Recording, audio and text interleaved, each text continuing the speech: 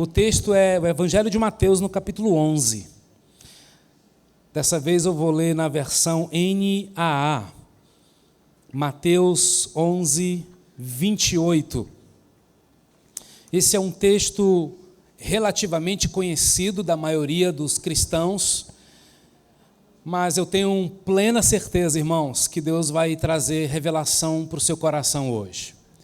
Porque uma coisa é falar da Bíblia, outra coisa é ser boca de Deus.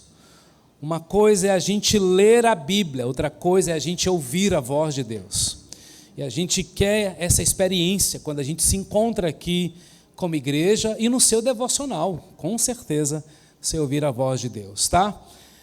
A palavra de Deus diz assim, Mateus capítulo 11, verso 28 ao verso 30. Venham a mim, todos vocês que estão cansados e sobrecarregados, e eu os aliviarei.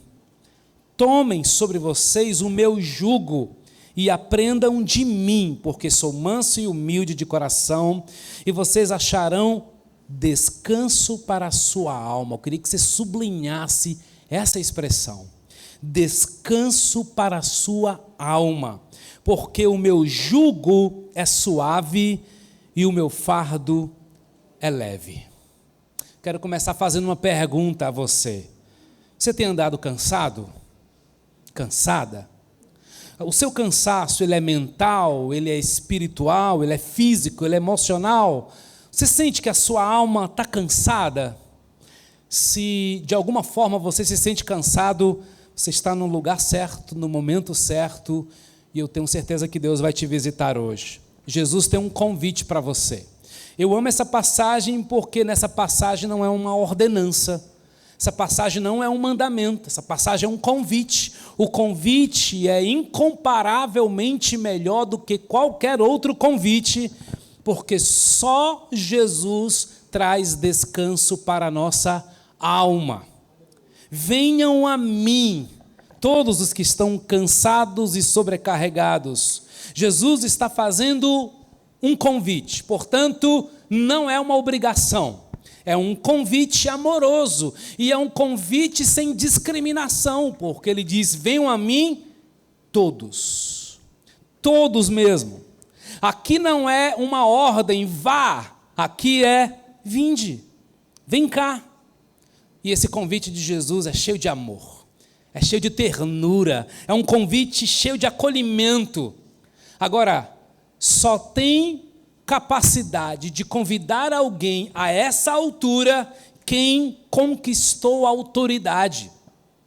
Jesus era um rabino, e como rabino ele tinha autoridade de convidar aqueles que queriam, que pudessem, que escolhessem segui-lo.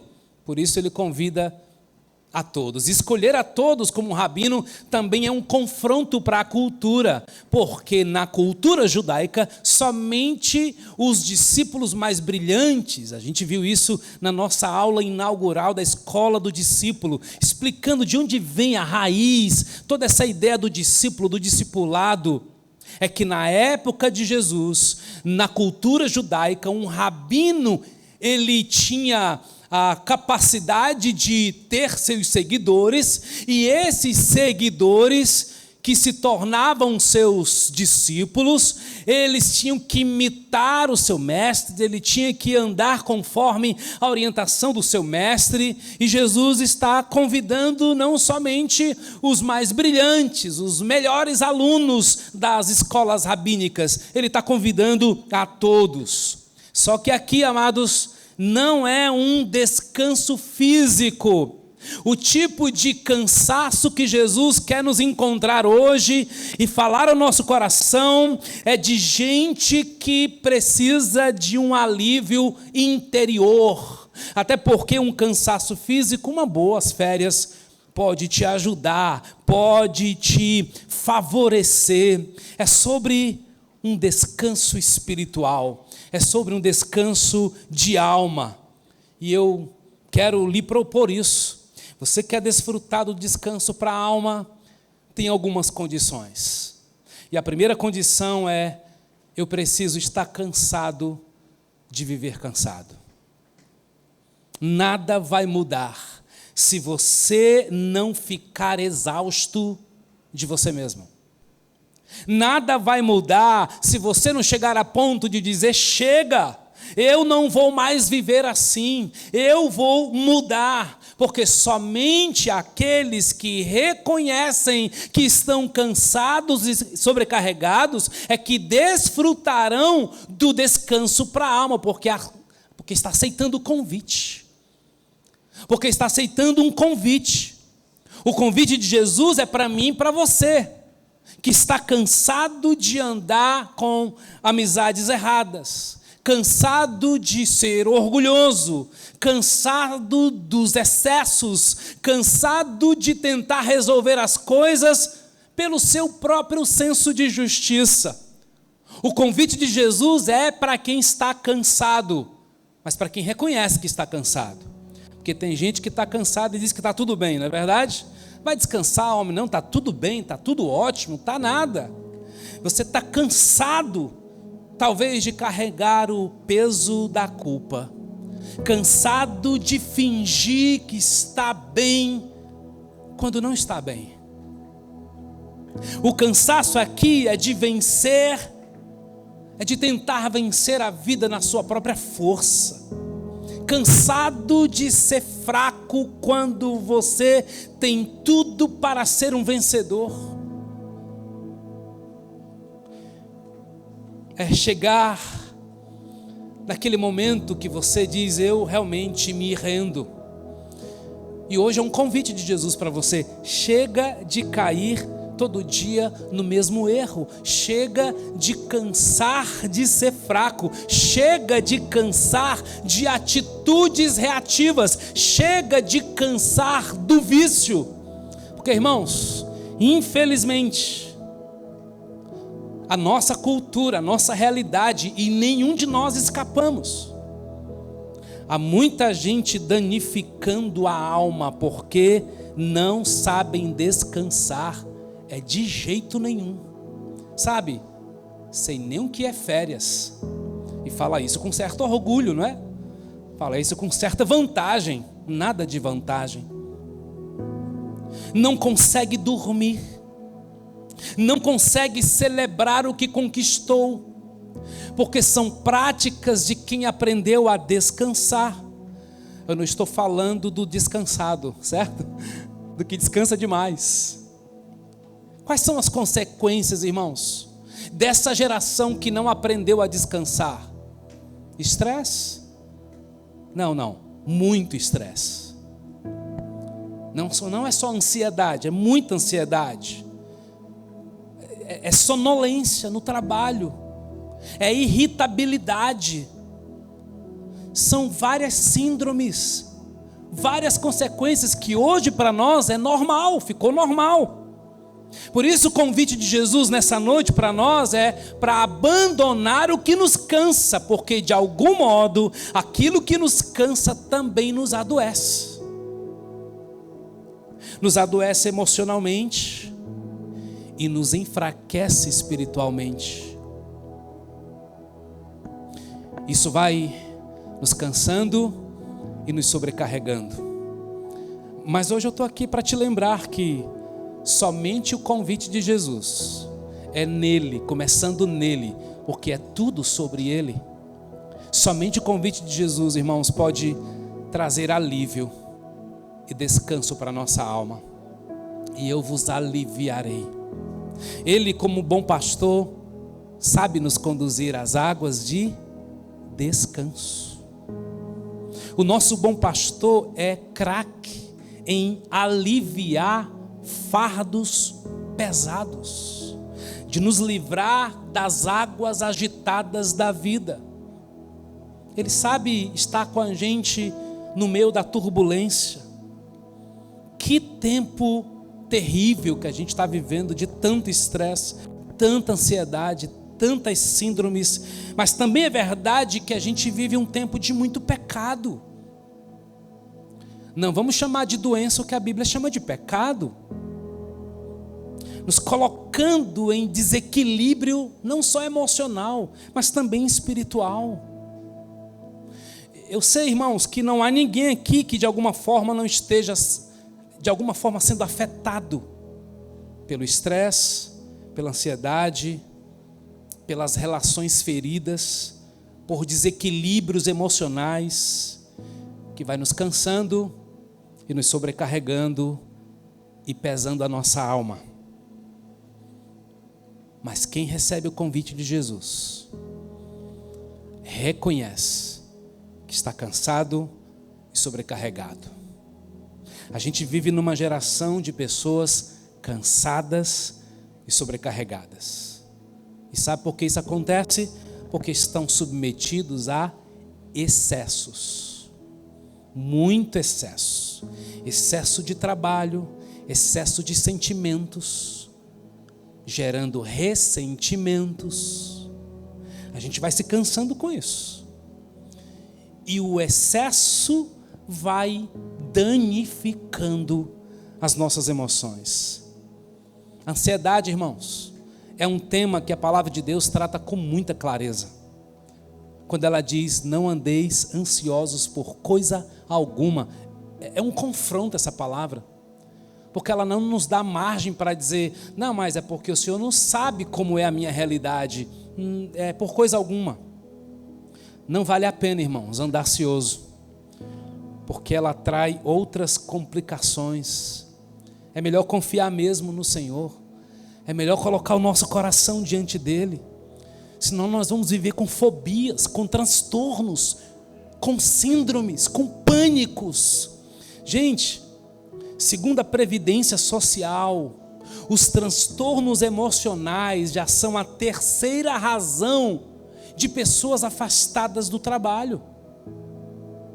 A ansiedade e a depressão são os que mais afetam as pessoas que não posso mais trabalhar. A Organização Mundial da Saúde já alertou em 2015 que em 2030 a depressão e o estresse seria a principal causa de óbito. Está chegando aí, gente, 2030, está bem pertinho. E os principais responsáveis ou causadores dessa morte é isso, é a ansiedade, é o estresse. O que é que a sociedade tem dado para a gente se aliviar? O que é que o mundo tem pregado? Mais drogas, mais sexo, come mais rede social, mais jogos, mais esporte.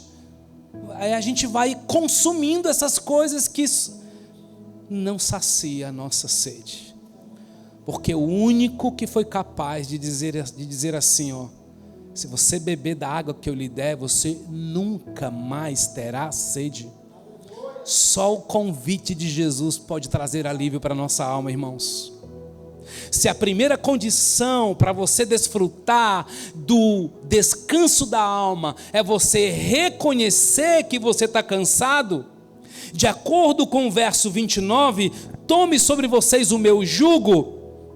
A outra razão para você desfrutar do cansaço ou do descanso para a sua alma é você desistir do controle. E eu vou te explicar.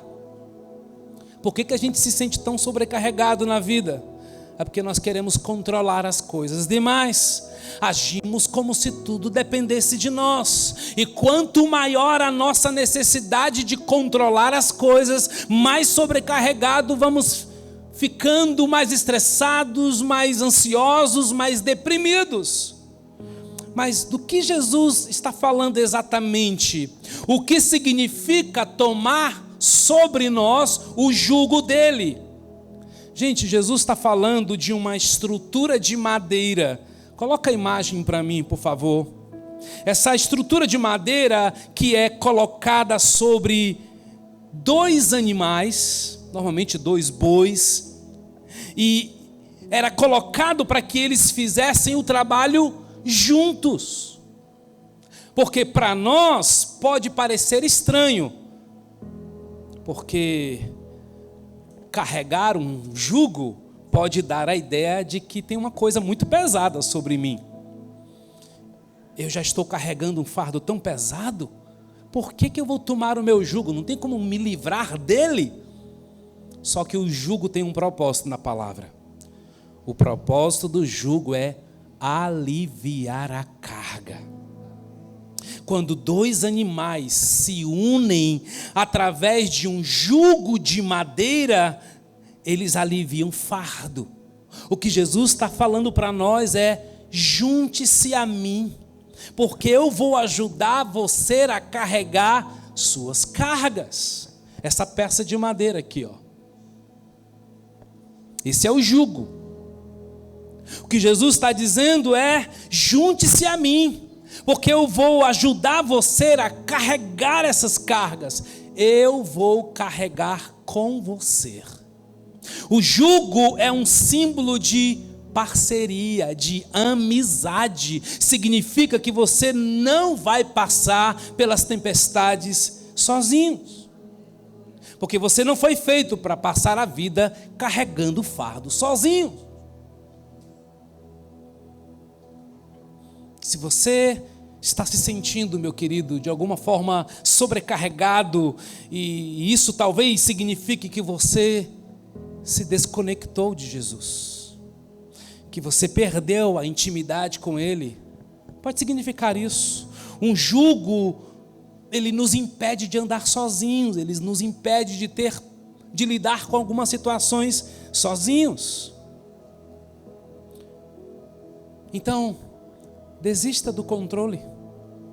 Entregue o controle da sua vida nas mãos de Cristo. Talvez você esteja pensando assim: mas pastor, e se eu tiver alguma dúvida e eu falar com ele e ele não me responder? Isso é uma confirmação da nossa desconexão. Sabe o que eu tenho aprendido, irmãos? Quando a gente busca a Deus, Deus se manifesta. Quando a gente vai para a presença dele com o coração sincero, Deus fala. Deus se revela mesmo. Você precisa crer nisso. Por que você está tão cansado? Isso revela, talvez, que a sua parceria com Jesus está frágil. Você quer desfrutar do descanso para a alma? Desista do controle. Tome o jugo de Jesus. Aí ele vai dizer, então: aprendam de mim. Essa expressão é maravilhosa. Se Jesus nos convida para aprender dele, é porque ele está dizendo que eu não sei de tudo, certo? Se ele está dizendo aprendam de mim, é porque eu preciso ter uma atitude de discípulo, um coração ensinável. E eu posso lhe afirmar que um dos maiores desafios dos nossos dias é ter quem queira aprender, porque gente para ensinar, as redes sociais está cheio.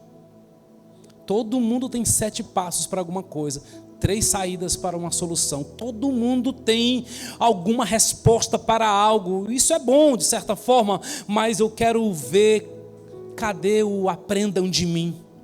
Aprender dele é muito simples, porque só aprende de alguém quem se relaciona com ele. É relacionamento, irmãos. Não são eventos, é relacionamento. Não são encontros esporádicos, é relacionamento. É no relacionamento que você aprende a amar. E uma pergunta crucial para você hoje é: você se relaciona com Jesus? Se sim, qual foi a última vez que ele falou com você? O que ele disse para você? O que foi que ele falou para você? E o que ele falou para você fazer, você fez? E o que ele pediu para você deixar, você deixou? Você está se relacionando com Jesus? Então responda para você mesmo: qual foi a última vez que você, com medo, entrou no seu quarto de oração e saiu de lá corajoso? Porque você se encontrou com alguém. Qual foi a última vez que você, estando angustiado, você ouviu a voz do Pai e Ele te encheu de paz? Meu Deus, como se relacionar com Deus sem percebê-lo, gente, sem ouvi-lo, sem degustar do que Ele está fazendo, do que Ele está falando? Ou será que você está tão indiferente que ao ouvir Jesus, você sai com o coração do mesmo jeito que entrou? Sabe, quando a gente entra na presença de Jesus, quando a gente se relaciona com Jesus, a mágoa é transformada em perdão, a angústia é transformada em paz. Qual foi a última vez que você fez algo por causa de Jesus? Ele te pediu algo e você mudou a rota da sua agenda. Isso acontece com frequência? Se não, eu confronto o seu relacionamento com Deus hoje. Talvez você é uma pessoa disciplinada, organizada, religiosa, parabéns, mas ainda não chegou no estágio do relacionamento. Ou você acha que toda vida que você encontra o seu amigo, você diz assim para ele: amigão, vamos falar rapidinho, porque a gente só tem 5 minutos, tá bom? Você faz isso com seu amigo? Você sempre vai ler a Bíblia para o quarto de oração assim, achando que 10 minutos é muita coisa, que meia hora é muita coisa? É sério que você faz isso com seus amigos? Você quer desfrutar do descanso para a alma? Tenha um coração ensinável. Aprendam de mim. Gente, isso é maturidade espiritual. Tem pessoas que você pode conversar com elas sobre tudo, inclusive sobre Deus, e aquele ambiente não ser um ambiente de intimidade. Sabia disso? Você pode conversar sobre assuntos só no campo do conhecimento, mas nunca penetra na intimidade.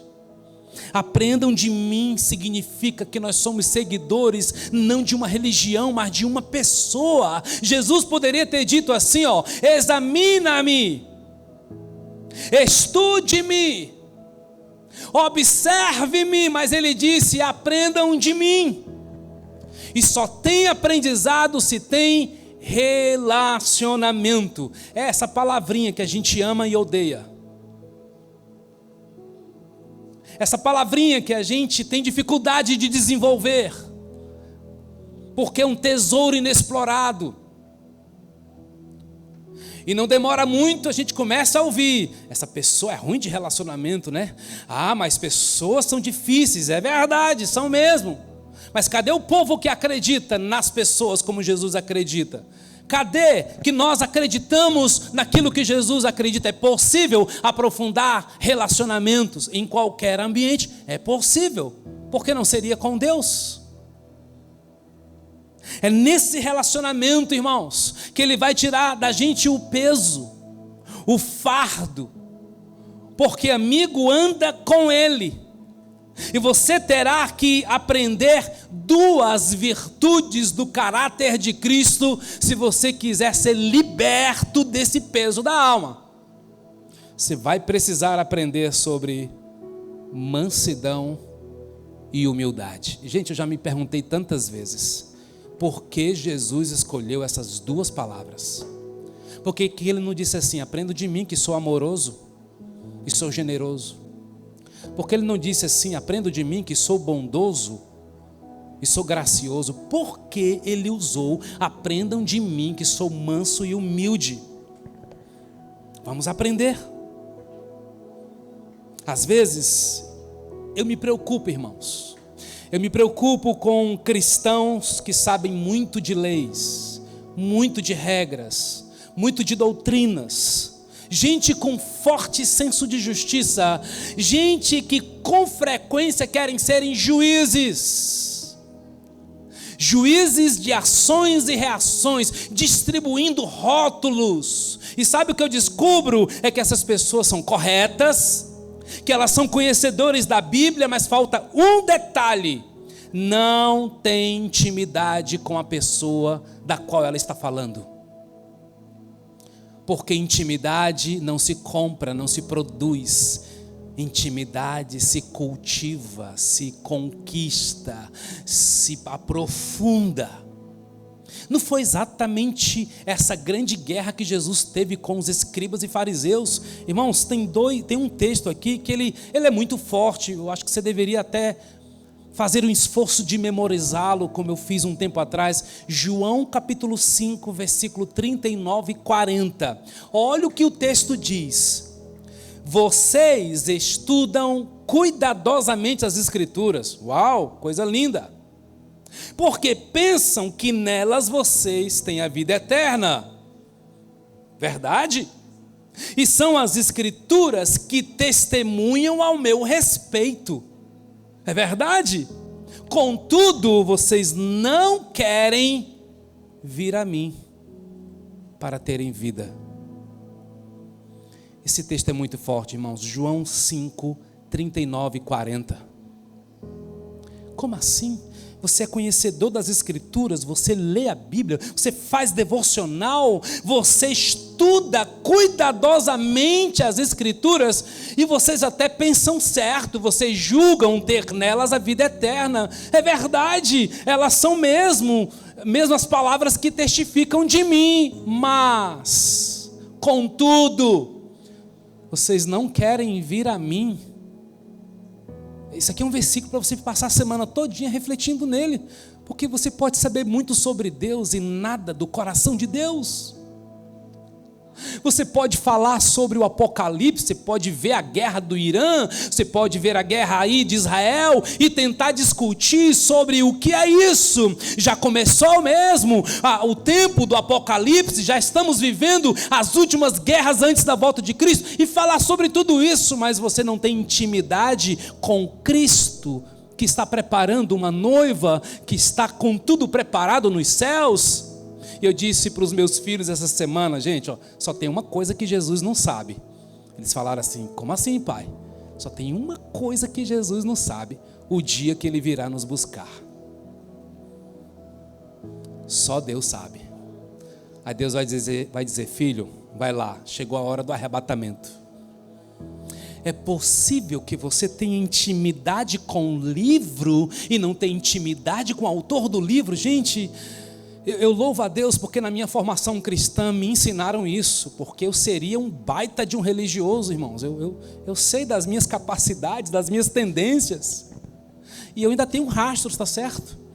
De vez em quando eu libero umas coisas assim que, cara, não é bem isso, porque graças a Deus eu tenho espelhos, eu tenho quem me confronte, tem a palavra de Deus, e eu escuto mesmo o Pai falar ao meu coração: Orlando, é graça e verdade. João capítulo 1, ele veio cheio de graça e verdade. Não inverte não, Orlando, porque se for verdade e graça, vai dar errado.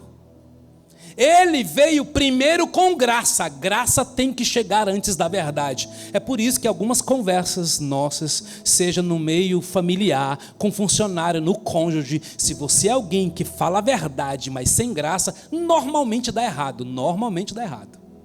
Mas eu falo a verdade, pastor, pois é antibíblico o que você está fazendo. Tem que chegar a graça primeiro. Porque Jesus veio cheio de graça e só depois veio a verdade.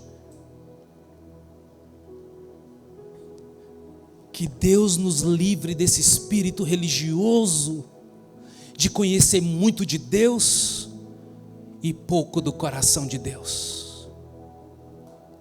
Gente que sabe muito de justiça, mas é zero de misericórdia. Gente que lê e define, estuda sobre o amor, mas é pouco sensível à compaixão, sabe, gente? Sabe quando uma cena pede para a gente chorar, não é para rir, mas a gente fica indiferente, já não consegue mais chorar, porque nos tornamos indiferentes. O convite de Jesus é: aprendam de mim. Jesus não mandou os discípulos ir para a escola do discípulo. Jesus não mandou os caras ir para a célula. Jesus não mandou os caras ir para a igreja. Jesus mandou primeiro: vai a Jesus, cara, se apaixona por Jesus, ama Jesus, ouve a voz de Jesus. É por isso que a gente fica inquieto quando a gente descobre que você não está lendo a Bíblia. Não porque é um ato religioso que você tem que prestar contas. Não. Nós não queremos ser essa igreja que te cobra para ler a Bíblia. Nós queremos ser a igreja que diz assim: cara, lá em Deuteronômio diz que a palavra de Deus é uma questão de morte ou vida. Se você não se alimenta da palavra, meu amigo, você está semeando morte no seu casamento, no seu trabalho, nas suas relações, porque quando você lê a Bíblia e você permite que a Bíblia leia você, aí a coisa começa a ficar lindo. Mas eu não entendo, é porque o Pai revela os seus segredos aos íntimos. Aí você quer que Deus revele tudo para você assim, do nada? Você quer ficar 5 minutos com Ele? Calma aí, filhão. Anda comigo aqui, deixa eu ver se esse camarada quer ser meu amigo mesmo. Quando você começa a ter amizade com Deus, Ele começa a revelar coisas para você. Porque não é sobre conhecer, é sobre revelar. Eu vou seguir, porque esse é um assunto que já me confrontou e me cortou tantas vezes. Eu sei quantas vezes, quantas lapadas eu já levei por ser muito pronto para dizer um versículo da Bíblia. E onde eu me converti, tinha que decorar a palavra. Então, graças a Deus, a gente muda as motivações, mas eu recebi métodos, de ler a palavra, de memorizar as Escrituras. Me parece que a nossa geração não faz mais isso. Li a Bíblia e disse, cara, esse verso falou comigo. Sem fé é impossível agradar a Deus. Porque é necessário que aquele que se aproxima dele creia que ele é galardoador daqueles que o buscam. Hebreus 11:6. Parece que a nossa geração não faz mais isso, mas a memorização é uma arte maravilhosa, gente. Não para usar como espada para ferir o outro, sabe? Mas para fluir, gente. O antídoto que Deus tem para nós, para essa superficialidade, é relacionamento. Aprendam de mim. Você quer descanso para a sua alma? A gente ainda vai chegar lá, tá bom? Nós estamos construindo a mentalidade cristocêntrica, bíblica, para você entender 3 versículos. Vinde a mim. Relacionamento. Aprendam de mim. Relacionamento. Precisa ter um coração ensinável. E agora vamos falar das 2 atitudes, ou das 2 características de Jesus que Ele quer que a gente aprenda hoje.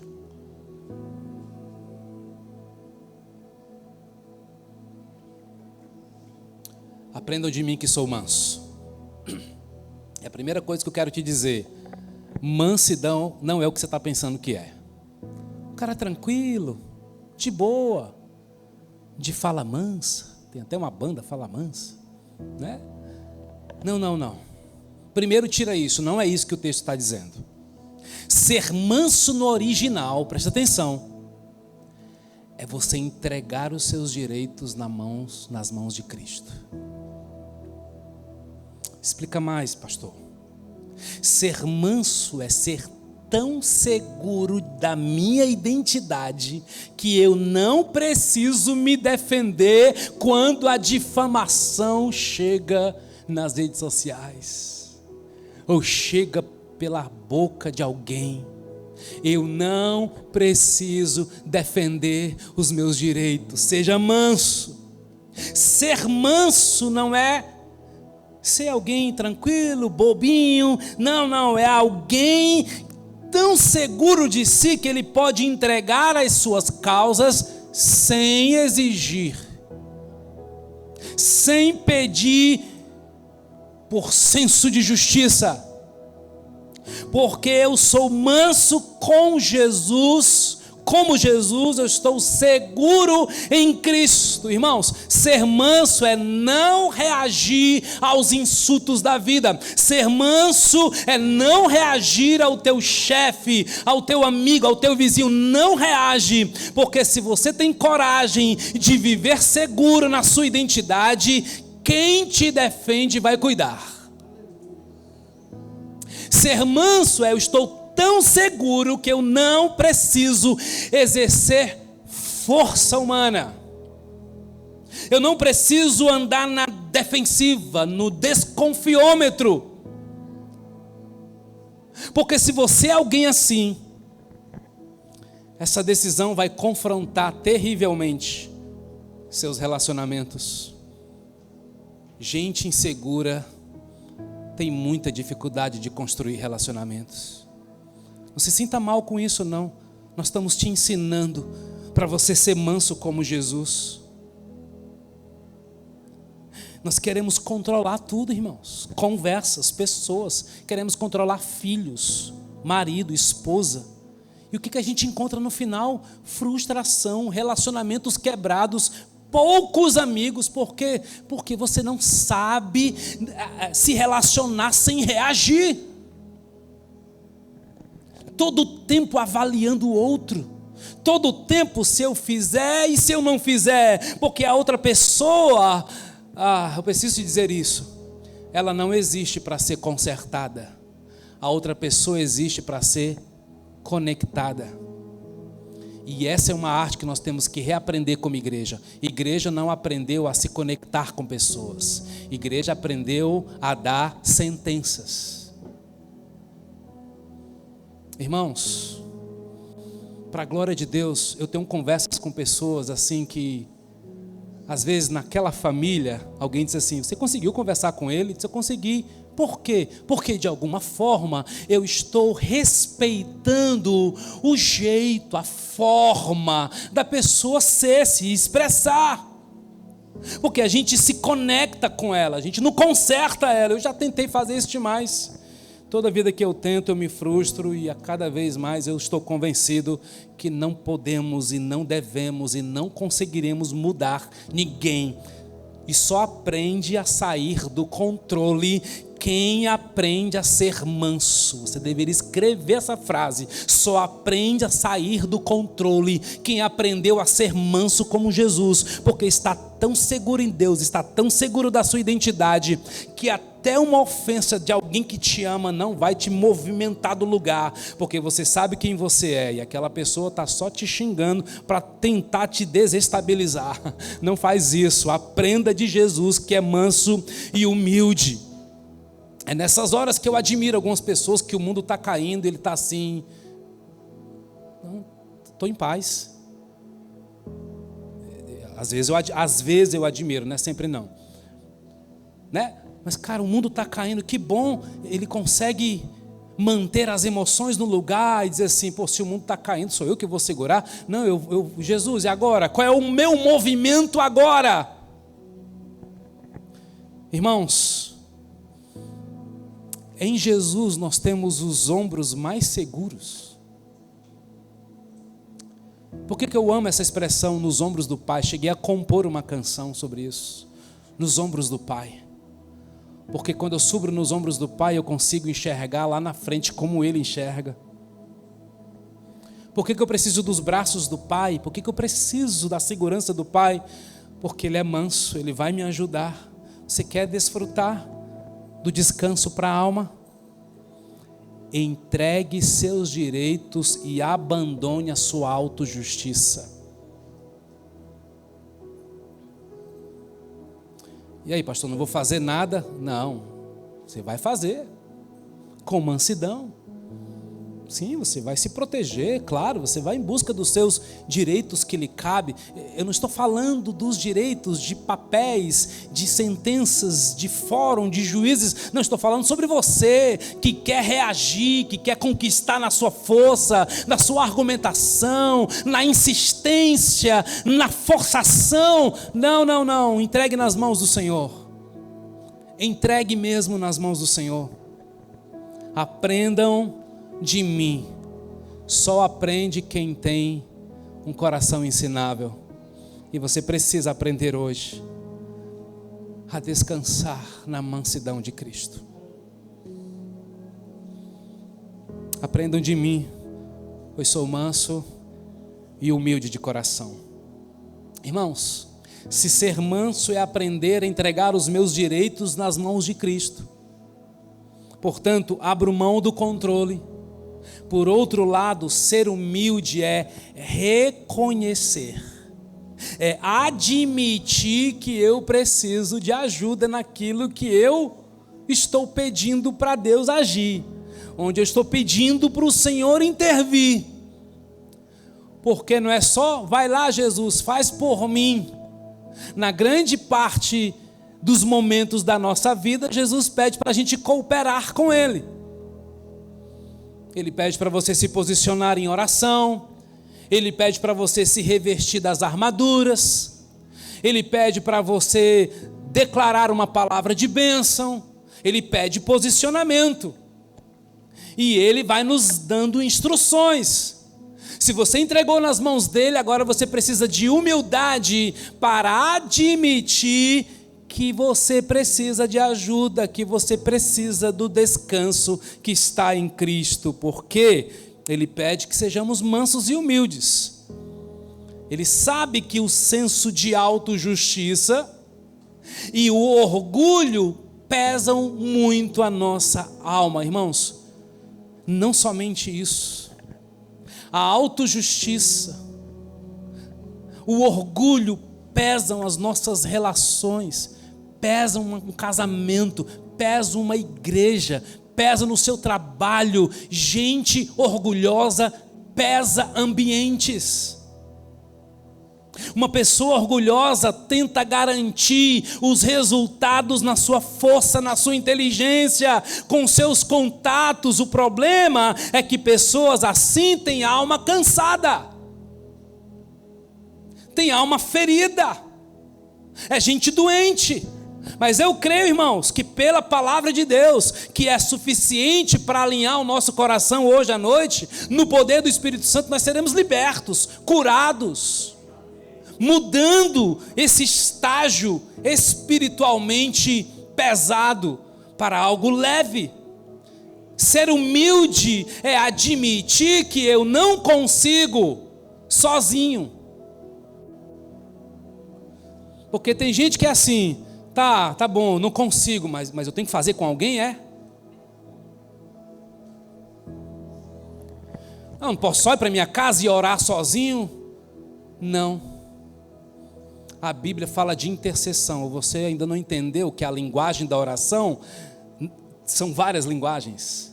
Você ora intercedendo, você ora suplicando, você ora agradecendo, você ora clamando, você ora declarando. São várias dimensões de oração, irmãos. E como é bom escolher os ambientes onde alguém põe a mão sobre a nossa cabeça. Como é importante, irmãos, viver a unidade. Como é importante orar uns pelos outros. Como é importante. Você quer viver o milagre do descanso para a alma? Abandone o orgulho. Você quer viver o descanso para a alma? Abandone a autojustiça, aprenda a ser manso. Abandone o orgulho, aprenda a ser humilde. Eu preciso te dizer uma das frases mais difíceis que eu tenho quando eu estou pregando de dizer: Jesus não consola a alma de arrogante. Jesus não consola a alma de arrogantes, só dos humildes. Pastor, onde está isso na Bíblia? Salmo 5:5. Os arrogantes não são nem aceitos na sua presença. Irmãos, como pai, Vanessa como mãe, de vez em quando os nossos filhos chegam falando umas coisas para a gente, que a gente diz assim, volta e começa tudo de novo. Isso não é jeito de falar com pai e mãe. Calma aí. Vai lá, volta, faz de conta que nada está acontecendo. Porque tem filho que chega mandando, quebrando o princípio de honra, sabe, mal educados. Calma aí, gente. Não dá para começar nem a conversa. Jesus não consola a alma de arrogantes. Jesus não quer conversa com filho arrogante. Ele espera que você seja humilde. Tiago 4,6 tem um versículo muito forte que diz: mas Ele nos dá cada vez mais graça. Por isso Deus resiste aos soberbos. Irmão, sabe o que eu descobri? O que significa essa palavra no original? Resiste, vira as costas. Agora eu te peguei, né? Você quer dizer assim, não, Deus nunca me abandonou. Chega o orgulhoso na presença dele, que ele vira as costas para a tua oração. É a Bíblia que está dizendo. Deus resiste ao soberbo, mas dá graça aos humildes. Que bom, né? Porque a Bíblia dá uma paulada, mas ela dá esperança para a gente, né? Provérbios 16:18. A soberba precede a ruína, a altivez do espírito, a queda. Meu Deus. Irmãos, eu sei que esses textos são fortes e confrontadores, mas deixa eu te animar para você sair daqui em pé, né? Cheio de esperança. Tem outros textos que nos trazem promessas maravilhosas. Tiago 4:10. Humilhem-se diante do Senhor e Ele os exaltará. Eu gosto sempre de dizer isso. É lindo quando Deus exalta alguém. É lindo uma empresa sendo honrada assim, sabe?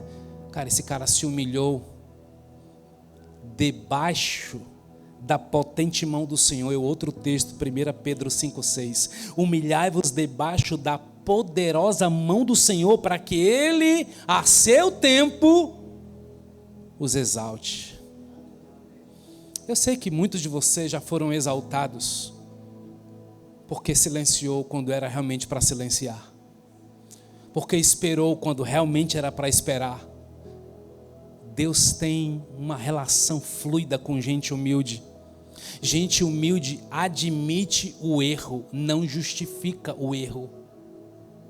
Gente humilde sabe pedir ajuda, pedir socorro, pedir perdão. Irmãos, essa frase daria uma outra pregação, mas fica para outro dia. Ser humilde é saber pedir ajuda, pedir socorro, pedir perdão. Mas gente humilde também é aceitar a ajuda, aceitar o pedido de perdão, aceitar o socorro. Porque eu conheço gente assim, são humildes, são generosos, tá nem aí, pode ser o bandido, pode ser quem for, quem o traiu, quem xingou, ele vai lá e ama e abraça. Não, rapaz, é tranquilo, mas pergunta se ele quer receber ajuda. Sabe aquela pessoa que diz assim, conta comigo, estou aqui para orar por você, mas quando ela mesma está doente, não pede oração por ela mesma? Outra faceta do orgulho, escondido. Vamos crescer nisso, irmãos. Na grande maioria das pessoas, falo com um pouquinho da minha experiência na jornada pastoral, as pessoas estão mais dispostas a doar-se. Glória a Deus por isso. Mas são poucos os que pedem socorro. Cara, o meu casamento não está legal. Eu preciso de ajuda. Cara, eu não estou conseguindo acessar mais o coração dos meus filhos. Eu preciso de ajuda. Eu conheço muita gente generosa para oferecer ajuda, mas orgulhosa para pedir ajuda. Eu conheço muita gente humilde para pedir ajuda e orgulhosa para oferecer ajuda. É para aquela pessoa? Nem conte comigo. Você quer dar um chute no orgulho, irmãos? Treine essa semana a pedir ajuda, a pedir socorro, a pedir perdão. Mas não somente isso, ofereça ajuda, ofereça socorro, libere perdão. Não espere nem a pessoa vir te pedir perdão, já libera perdão, cara. Sabe algo que mudou minha vida, irmãos? Eu carrego isso no meu ministério, nas minhas células. Seguinte frase: generosidade para oferecer ajuda só é plena quando eu encontro humildade para receber ajuda. Vou repetir.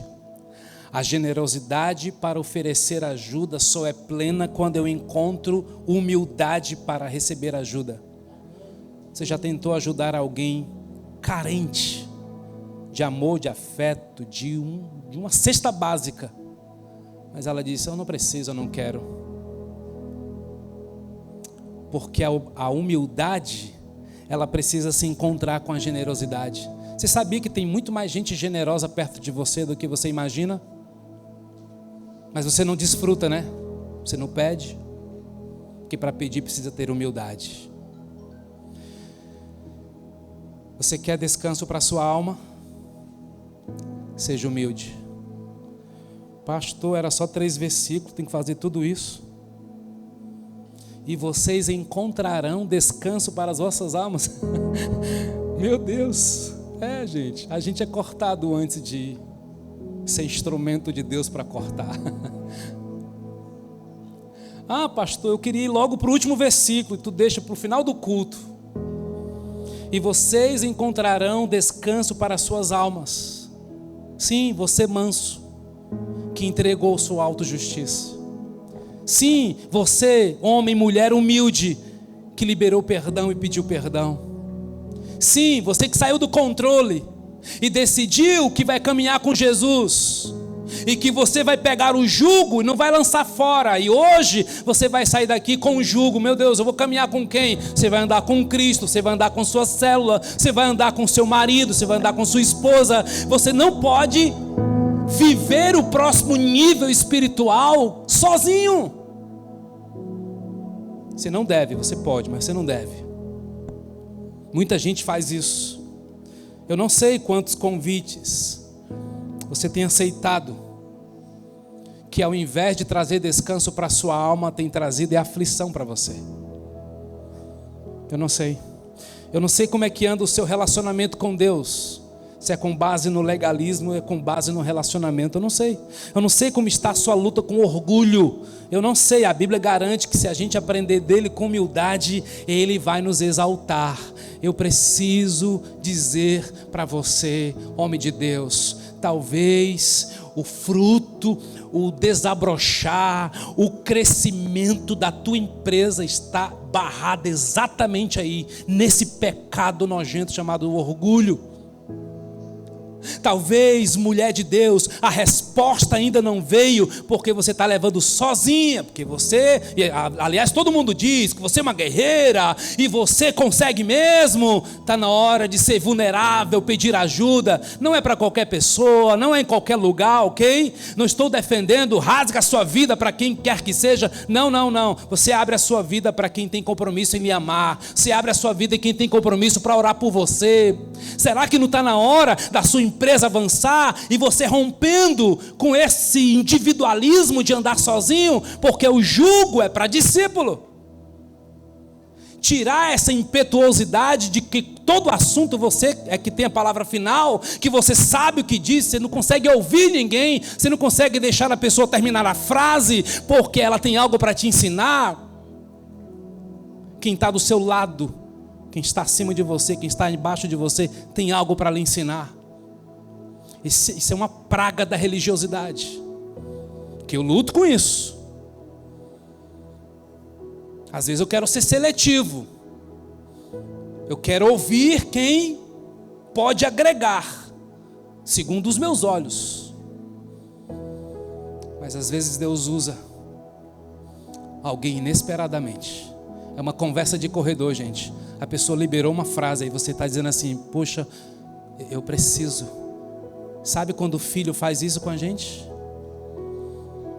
Quando você menos espera, um filho libera uma palavra que você diz assim: caramba, essa palavra aí que eu precisava. Sabe quando você precisa de ânimo, o teu filho te abraça e diz: papai te amo, mamãe eu te amo. Pronto, ganhou o teu dia, levantou o teu ânimo,